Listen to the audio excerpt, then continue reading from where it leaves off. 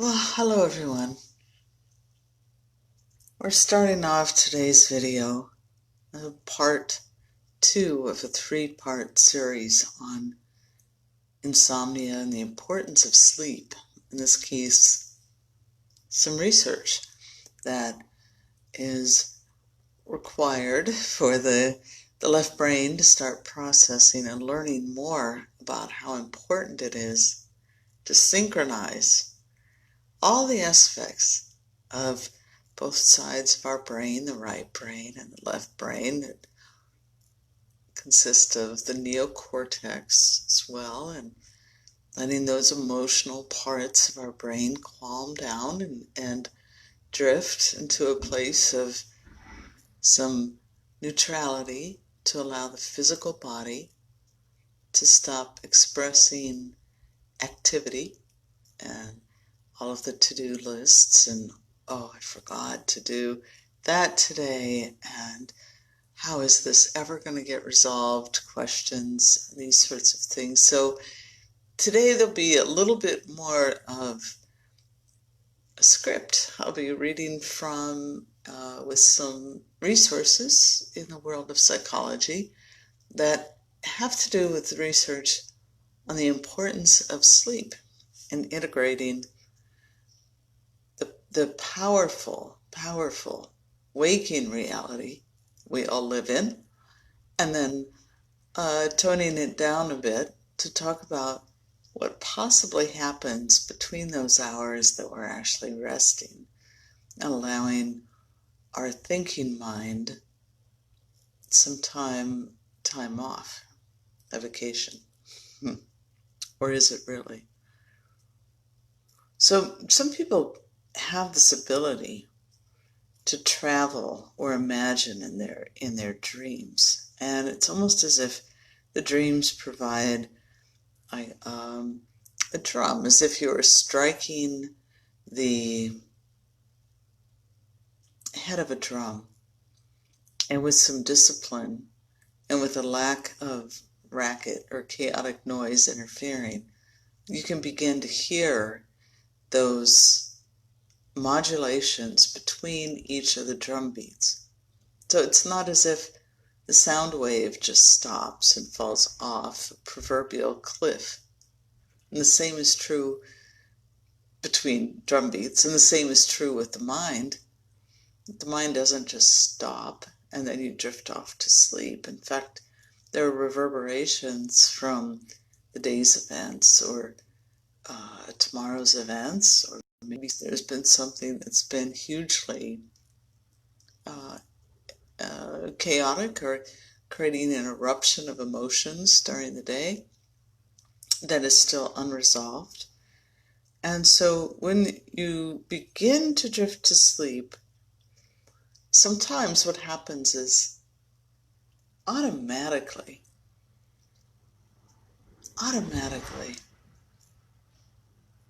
the body and the mind begin to talk and converse about what could have gone differently. Maybe you'd hoped for a better outcome. Maybe there's still conflict waiting. Maybe there's loose strings that need to be tied that didn't get completed regarding finances or food or relationship or safety. It's things related to safety, your health. There's also some people, when they fall asleep, they have something that's called precognition, almost like beyond dreaming, this wildly exciting thing that could happen, where you begin to see ahead into the future, into the next day or the next week or month or year, but often the timeline is a little confusing. Like, you don't know for sure, is this real or is it just made up in my imagination? Did my mind have a hallucinogenic moment and is making up something that's based on the past? So it's hard to know without concrete evidence. In other words, waking up the next day and going out into the world, suiting up, showing up, and seeing what events unfold. And there certainly are lots and lots and lots of stories and speculations about people who have this happen on a continuous basis. In fact, some people now are coming out and saying that they had envisioned an apocalypse when they were young children who are now older, in their 40s, 50s, 60s, 70s, or even 80s or 90s, or going back to times centuries ago, where there were witnesses who had dreams corresponding to relevant issues that played out during the next days or weeks, or we may even be seeing culmination of some of those dreams now from people who wrote down and speculated on what their dream and the significance of the dream was.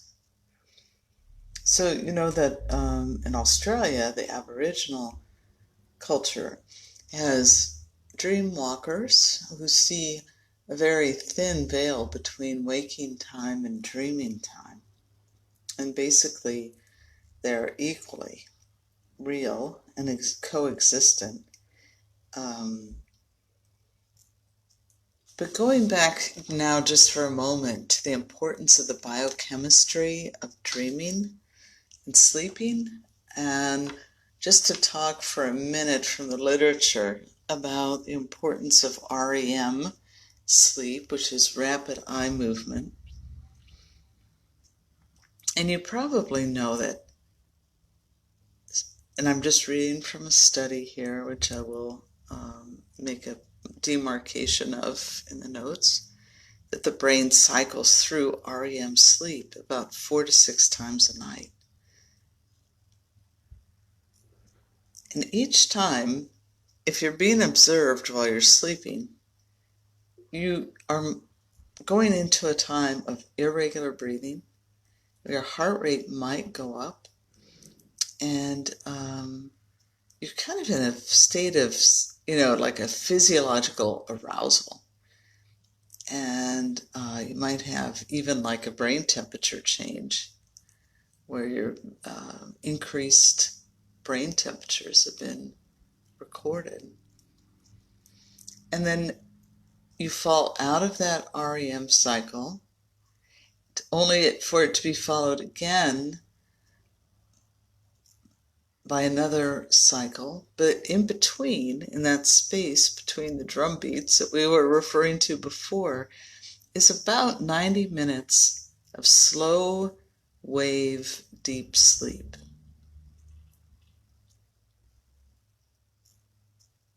And these REM cycles lengthen through the night, and the dreams can get quite strange and detailed, like a really wacky movie. Also, REM dreams, the researchers have noted, they tend to be uniformly more emotional and memorable than non-REM dreams. So it doesn't take REM sleep for dreams to occur, but the REM sleep is that where you are in a state of suspended reality in a way. At that time, too, the brain is actually soaked in acetylcholine, which stimulates nerve cells, and it also strips all your muscles of tone and tension. At the same time, the serotonin levels in your body, which are the feel-good hormones, drop significantly. And those changes are very swift and happen throughout your entire body, your whole physiological system. And that is when an entirely different brain starts functioning entirely. You're actually paralyzed when you dream.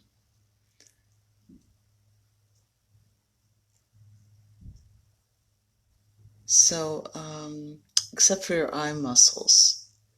Your eye muscles do this rapid eye movement, hence REM. And that's actually the clear indication to researchers that the subject they're observing has slipped into a particular phase of deep sleep.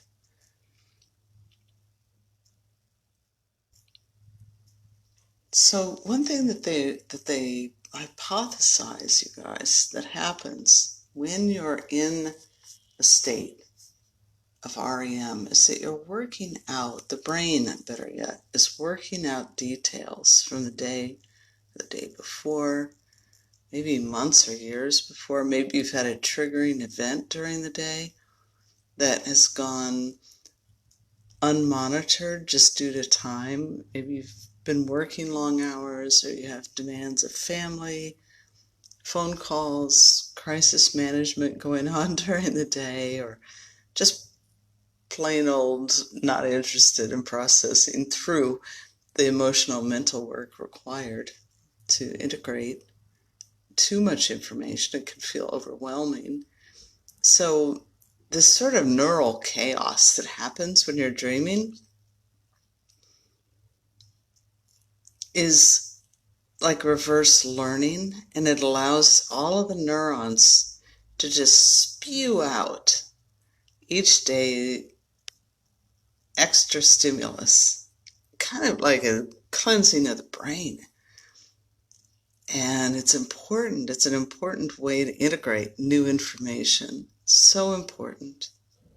So during these times of heightened anxiety, it's easy to interrupt that sleep cycle by thinking too much or overanalyzing. And if you're overanalyzing, you're actually blocking the function of this sort of primordial sleep cycle. And it is that sleep cycle that's helping you to integrate at a deeper, softer, more clarifying. Actually, it's a level of knowledge or intuition, and even in some cases, divine intervention to allow you to see and understand things about yourself that you may never had thought were possible, or things that you wondered about, what the key to that lock of understanding might be. And it's in these periods of deep sleep and resonating mind-body flushing that sometimes those links to greater or global awareness occur. So for example, let's say you started a new job or you have a new task that you have to learn. If you have uninterrupted sleep, you're more likely to be able to complete that task well the next day than if your sleep is continually interrupted. And so for young parents, for instance, who've just had a new baby and they're up throughout the night and being interrupted, or maybe you're caretaking a loved one who's ill and you're not having successful long commitment of time to deep and deep sleep,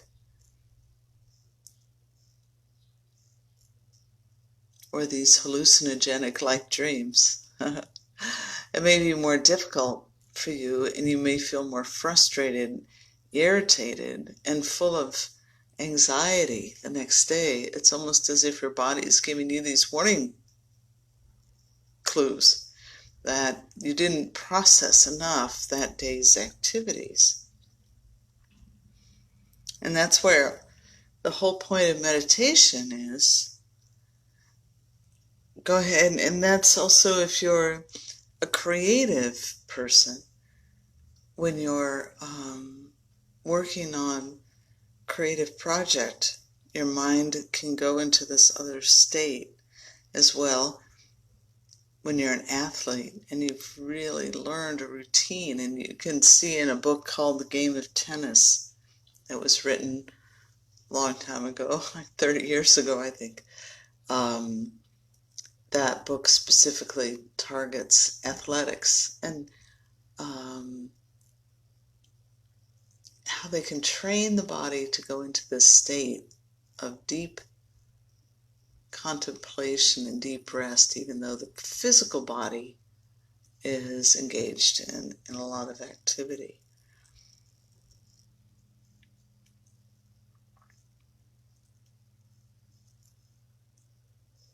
So the point is that sleep is needed at least some of the time. As you know, if people who go into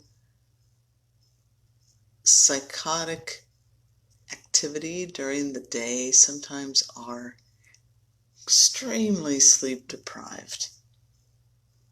And it is a way of, it could almost be, in militaristic terms, it can be used as a way of torture to not let somebody sleep.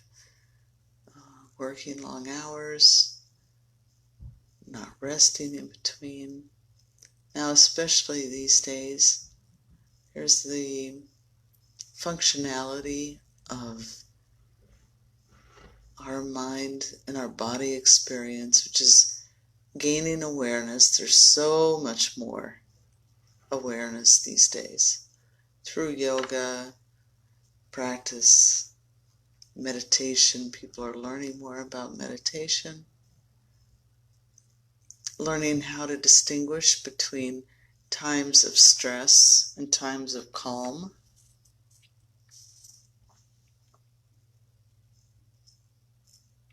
And all of the events that occur in your life are multiplied throughout the entire biological system that is you. And it's almost impossible to identify one event because there's a memory that happens in our physical bodies, right? So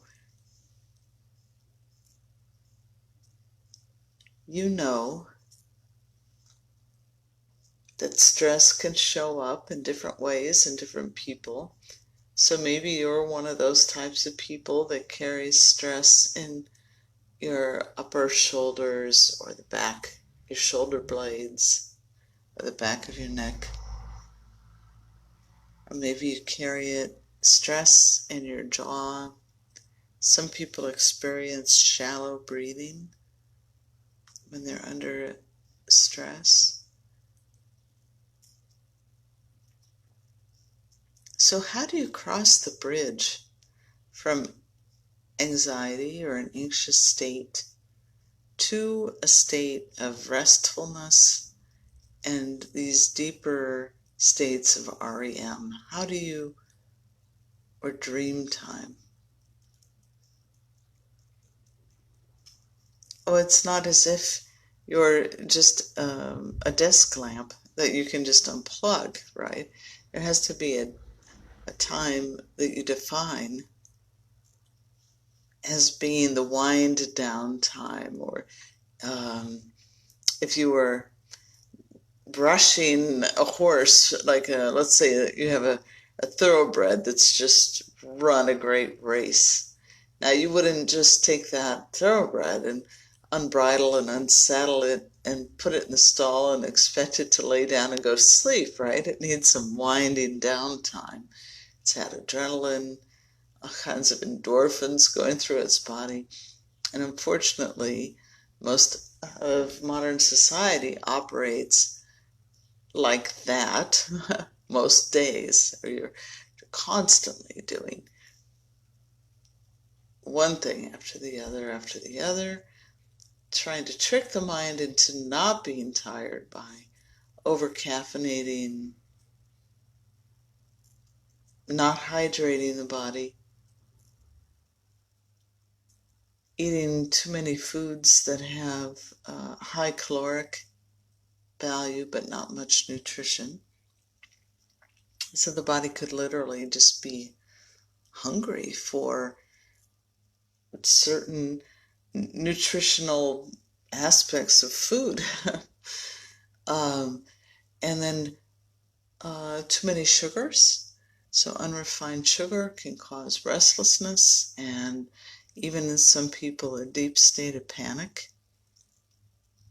There also are quite a few studies recently that have come out that recommend any kind of processed food that certain individuals have allergic reactions to, and those allergic reactions don't have to look, particularly like a rash that breaks out or something, but it could be a heightened state of anxiety, breathlessness.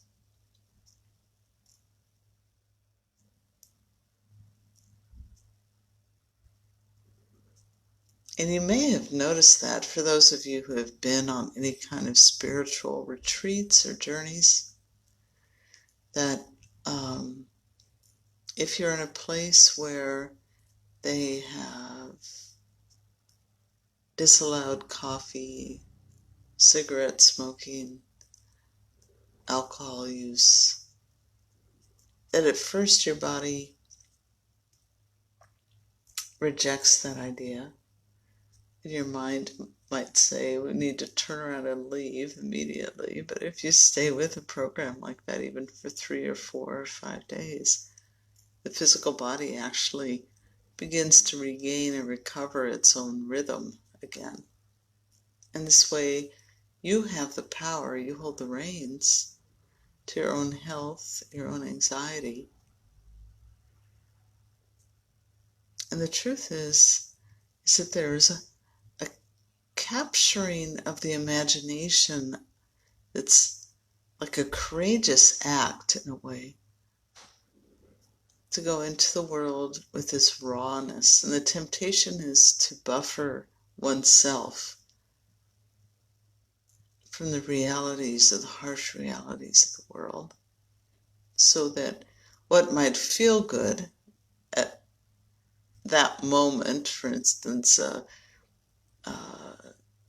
latte from your local coffee shop in the morning, might feel good, like an injection of hope, an inspiration for the day. As you move through the day, however, you may find that you hit a biological blockage where either you have to reintroduce that sugar caffeine load to your physical body, or take a long nap as the body has discharged that field of caffeinated beverage. It's actually let go of the caffeine that was causing the adrenal system to go into overdrive in order to get going. Now, that's not to say that caffeine in itself is a negative or a bad thing. It's only that, particularly if you're having anxiety or insomnia issues, it's maybe a better choice to completely minimize or even cut out and put aside caffeinated products in order that your heart rate comes down, your breathing normalizes. So what we're going to do now is just walk through a brief visual meditation. And if you'd like to just take a moment to get into a nice quiet place. You might sit on the floor, just making sure that if you're sitting in a chair, that your feet, the soles of your feet are connected flat on the floor. Or if you're sitting cross-legged in a cross-legged position, that your spine is vertical so that your breathing can occur in a very open and expansive way for this meditation. This is a very grounded meditation, and it won't be too long. So just take a moment and breathe in, really filling your lungs, feeling your whole diaphragm expand. Exhale. And do that 2 more times.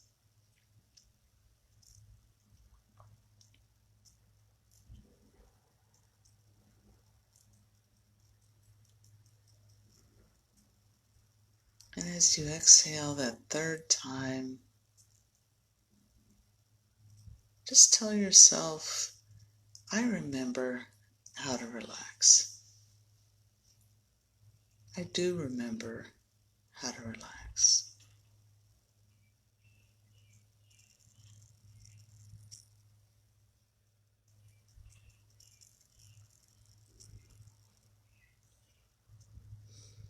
I remember how to relax.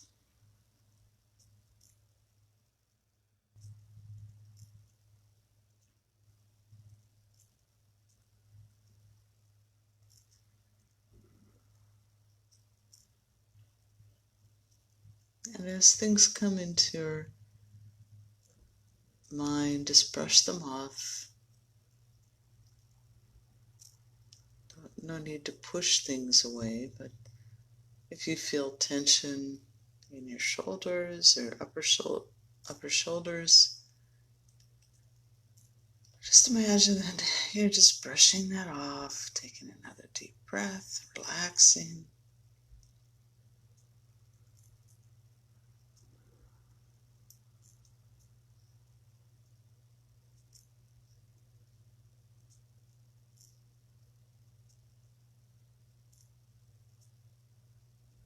If you feel any emotions come up, you might feel tightness in your stomach or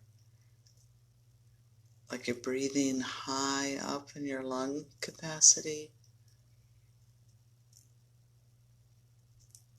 You can actually speak to that, which is a part of your body that experiences tension or contracting.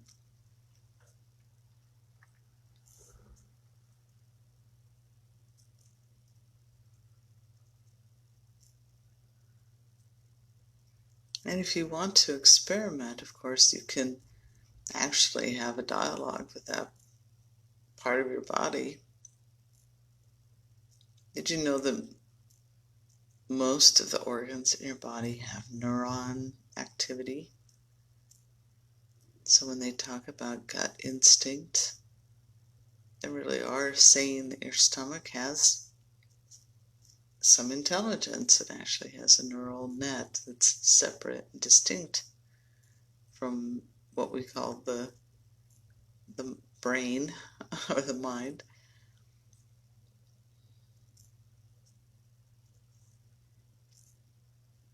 And same with your heart. Your heart has its own set of neurons.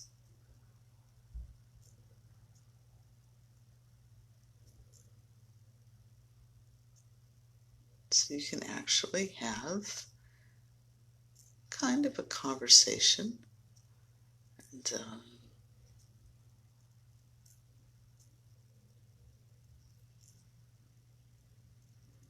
maybe be sort of like a good friend. You might ask, how are you doing?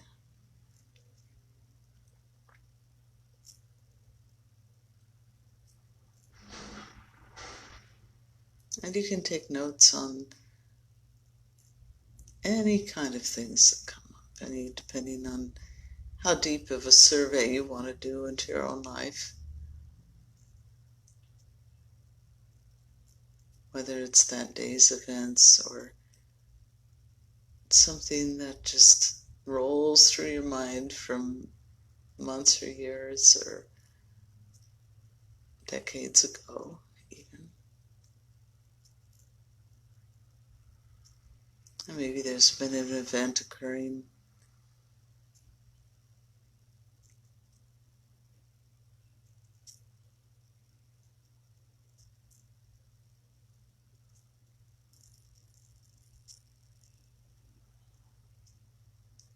that reminds you of something that happened a long, long time ago.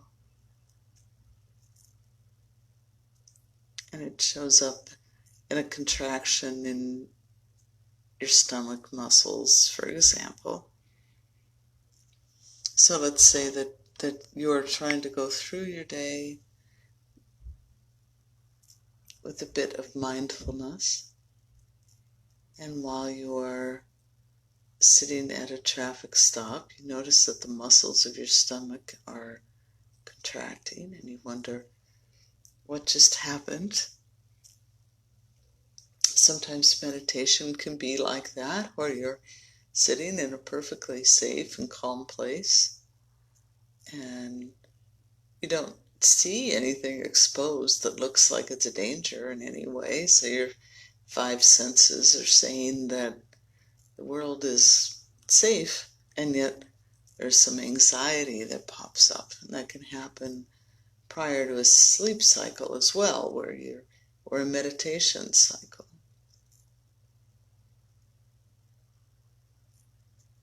That's why it's important too to have just a piece of paper or a notebook with you, just so you can jot things down that you might otherwise forget.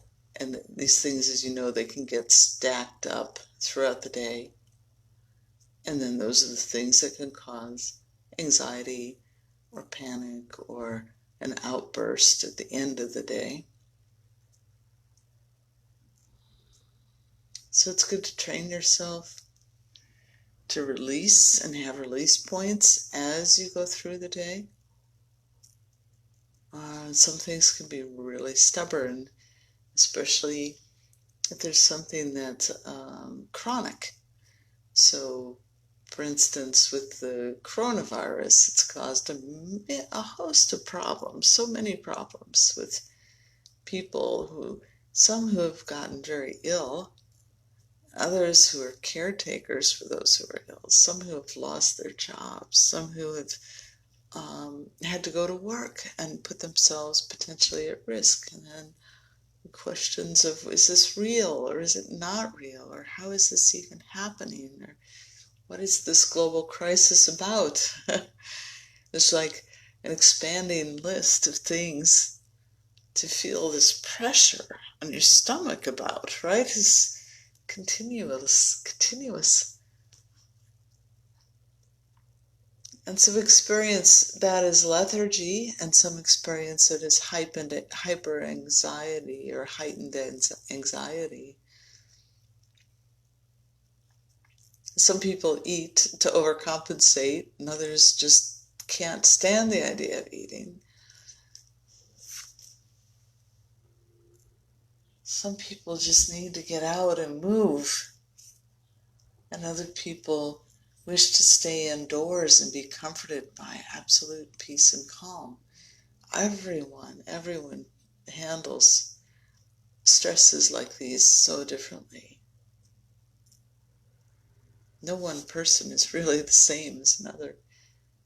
And so it does no good to scold somebody else or blame somebody else for what their own biology is or their way of seeing.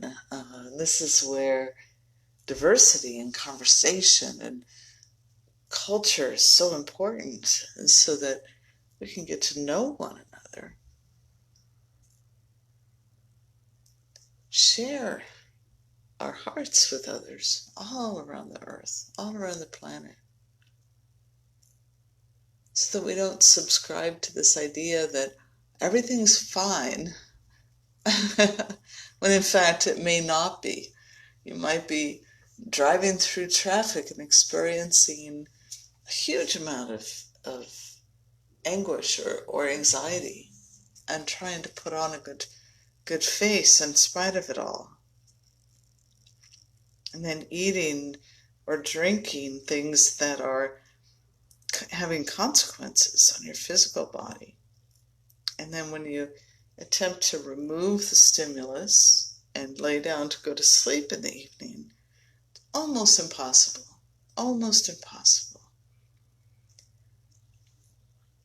So the point of this meditation then is to become just aware without judgment, no condemnation, no preaching, I hope. Let's try not to preach, but just talk out loud about what some of these issues are and these entanglements,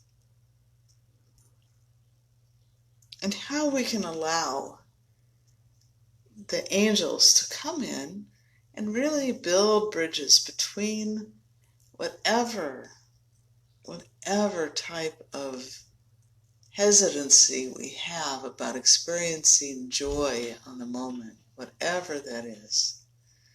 This is the opportunity to raise the vibration and the frequency to this point of clarity, almost like the archer drawing back the bow and letting the arrow drift through air, hitting that target dead on. Confidence with brilliance and with genius, and the angels really help each of you do this in a way that's a triangulation between your physical body, the divine you that exists 24/7, and that angelic helper who's in service to the larger, that larger, awesome aspect of the all-knowing divine being, who I choose to refer to as God. Others have different names, probably, for that being. And in that divine network and that divine grace, you can literally spill your guts, let yourself be yourself, tell the story of worry, tell the story of anxiety, let the tears issue forth if needed, or frustration or rage even, without hurting yourself or others. It's a prayer.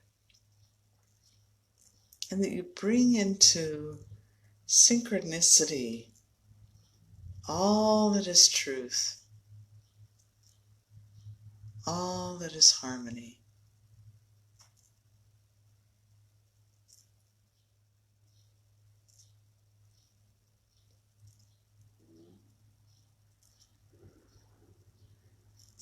So just taking a moment, taking a breath in, deep breath, and exhaling.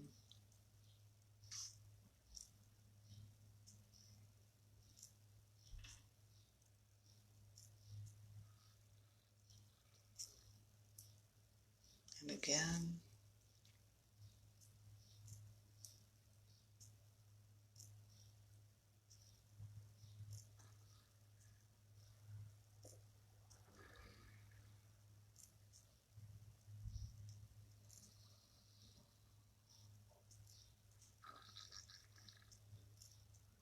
So thank you for joining in this conversation. This afternoon, we're going to go live twice today, so we'll be live again at 5 Eastern Time, the eastern border of the United States, so just a little less than 2 hours from now. And that time, I'll really call in all of the angels that I talked to, and we're going to have a bit of a meeting. You're welcome to come and partake, ask questions, or just listen in. Let's find out more about what each of you can do to make this divine experience of transition on this earth at this time.